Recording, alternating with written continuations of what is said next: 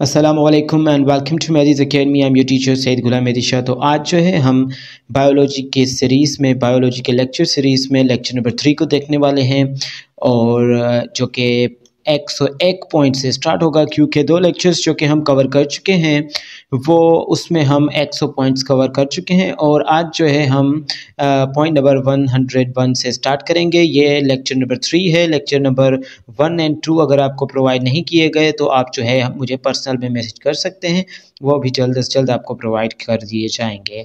तो आइए स्टार्ट करते हैं लेक्चर नंबर 3 को, जो कि है 101 point number 101, the basic unit of biological classification. अब सबसे पहले क्लासिफिकेशन को देखते हैं, फिर बायोलॉजिकल क्लासिफिकेशन। तो क्लासिफिकेशन यानी कि दर्जा बंदी करना। दर्जा बंदी जैसे कि हम नॉलेज के हिसाब से एक क्या करते हैं कि एक स्कूल में नॉलेज के हिसाब से बच्चों को क्लासीफाई करते हैं, उनको अलग क्लासों में बिठाते हैं।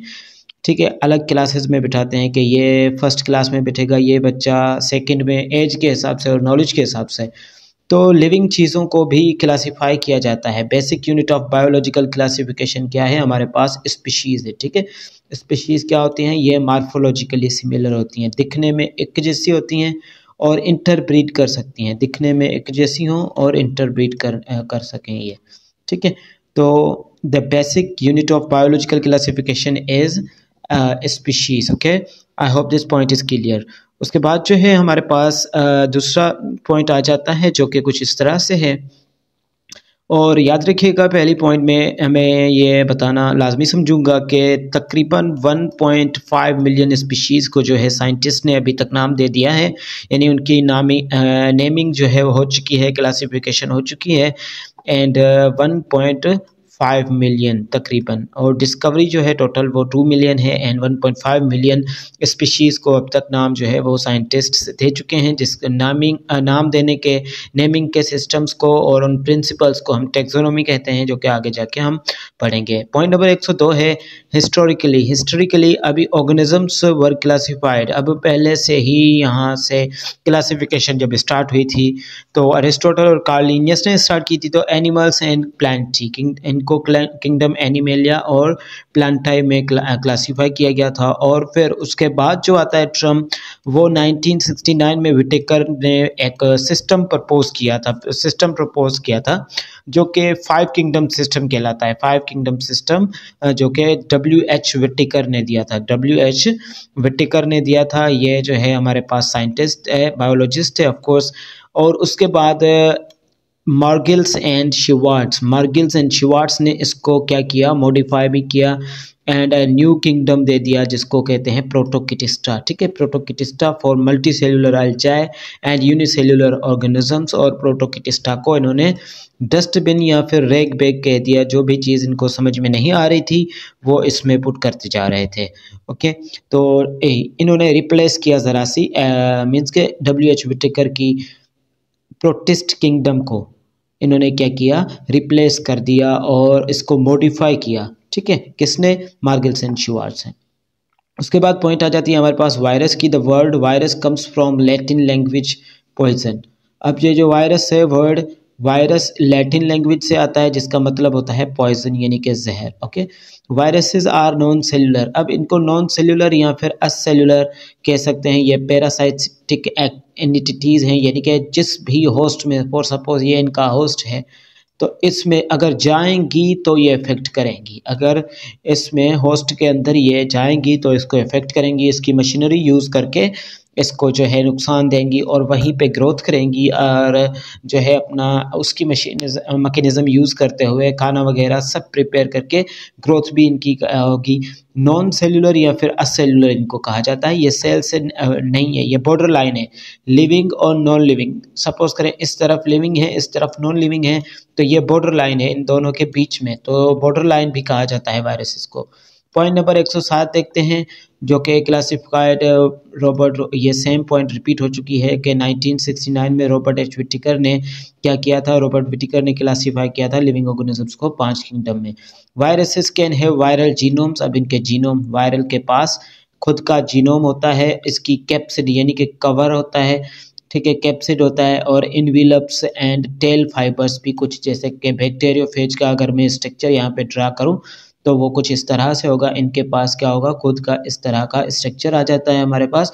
मेरे को ज़रा सा ड्राइंग में टाइम लग जाएगा। कुछ इस तरह से ये आप कैप्सिड और कैप्सूल वगैरह ये बना लें कुछ इस तरह से। ये टेल फाइबर और इस तरह से ये है बैक्टीरियोफेज।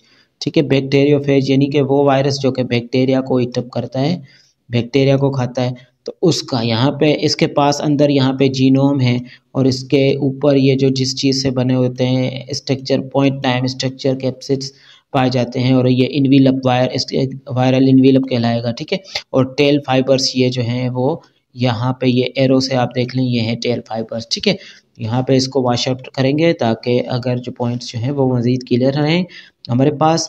अगर आपको पॉइंट समझ नहीं आई तो 2 मिनट वापस से रिवाइंड कर सकते हैं लेक्चर को।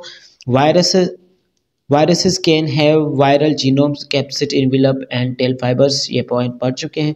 109 पे जो पॉइंट है वो है लाइटिक साइकिल। अब वायरस की भी ज़िंदगी के साइकिल्स होते हैं। एक लाइटिक साइकिल है जिसमें वायरस क्या करता है, रिप्रोडक्टिव साइकिल, वायरस का रिप्रोडक्टिव साइकिल, यानी कि यहाँ पे वायरस खुद को रिप्रोड्यूस करता है, खुद जैसी कॉपीज ज़्यादा बनाता है।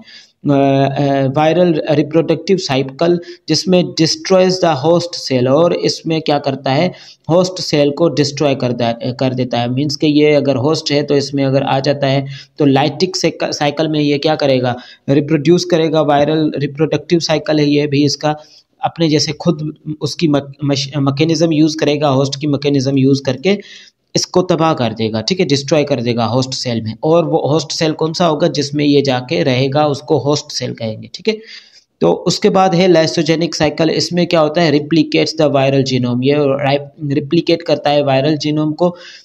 ठीक है, रिप्लिकेट करेगा, खुद बढ़ेगा, रिप्रोडक्शन करेगा।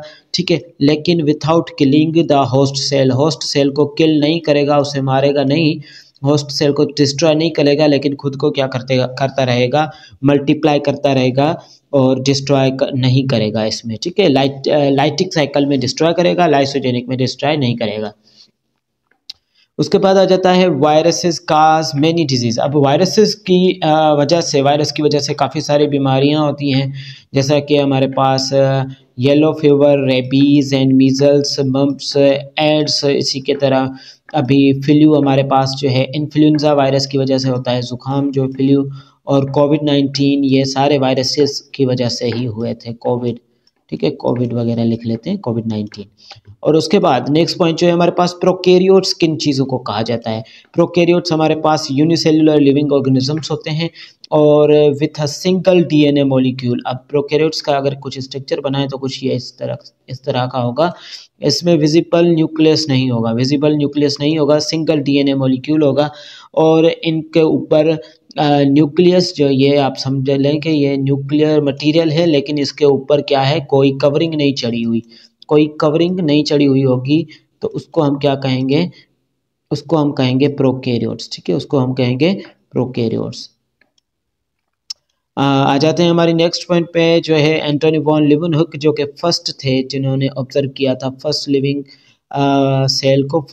सेल को ऑब्जर्व करने वाले कौन है, Antonie van Leeuwenhoek was the first to observe microorganisms using simple microscope। इन्होंने अपनी खुद की माइक्रोस्कोप बनाई थी। सिंपल माइक्रोस्कोप बनाते हुए इन्होंने क्या किया, एंटोनी वॉन लीवनहुक ने क्या किया कि अपनी माइक्रोस्कोप बनाते हुए ये जो है वो सेल को ऑब्जर्व किया, जो कि उसको नाम दिया सबसे पहले एनिमल्कुलेस का, और बाद में जो है उस एनिमल्कुलेस नाम को एनिमल्स या फिर बैक्टीरिया का नाम दे दिया गया। ओके, एनिमल्कुलेस यानी कि ऐसी चीज़ जो हरकत कर रही है। इसने पॉन्ड वाटर, डिफरेंट वाटर्स को ऑब्जर्व किया था। उसके बाद बैक्टीरिया पॉइंट आ जाती है। बैक्टीरिया के रिगार्डिंग, बैक्टीरिया आर यूनिसेलुलर, ये यूनिसेलुलर होते हैं। यूनिसेलुलर यानी कि वन सेल वाले, एक सेल वाले। ठीक है, वन सेल, एक सेल से मिलके बने हुए। ठीक है, और from colonies also they are very primarily single cell, ये भी सिंगल सेल्ड हैं, वन सेल वाले हैं। मीसोसोम्स क्या होते हैं, अब मीसोसोम्स इन्वेजिनेशंस होती हैं। ठीक है, इन्वेजिनेशंस होती हैं सेल मेम्ब्रेन में, साइटोप्लाज्म में। ठीक है, ये कुछ इस तरह से इसके बैक्टीरिया के सेल में कुछ इस तरह की इन्वेजिनेशंस, ये देखें कुछ अंदर की तरफ धसी हुई इस तरह की इन्वेजिनेशंस होंगी साइटोप्लाज्म में, तो उसको हम कहेंगे मीजोसोम्स। ठीक है, इनका डिफरेंट फंक्शन होता है, वो हम आगे जाके पढ़ेंगे अगर पॉइंट आई तो हमारे पास।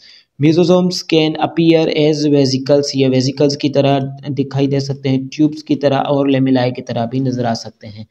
अब हमारे पास फॉरेस्ट कवर करते हैं अर्थ का, लैंड का 31% ऑफ द लैंड जो है वो कवर करता है forest. Okay, onion is known as pyaaz, onion को हम प्याज कहते हैं। उर्दू में एलियम सीपा जो है, इलियम सीपा इसका साइंटिफिक नेम है। साइंटिफिक नेम इसका क्या होगा?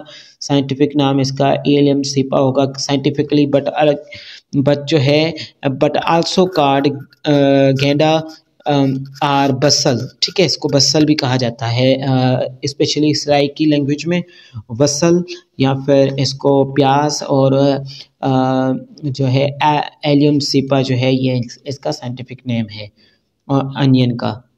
Okay, in light microscope, light microscope में क्या किया जाता है? लाइट माइक्रोस्कोप भी की भी टाइप्स होती हैं, और लाइट माइक्रोस्कोप में विजिबल लाइट को यूज़ किया जाता है स्पेसिमिन को देखने के लिए। स्पेसिमिन को देखने के लिए, ठीक है, जो किसी भी ऑब्जेक्ट को देखने के लिए लाइट, विजिबल लाइट को जो है वो यूज़ किया जाता है।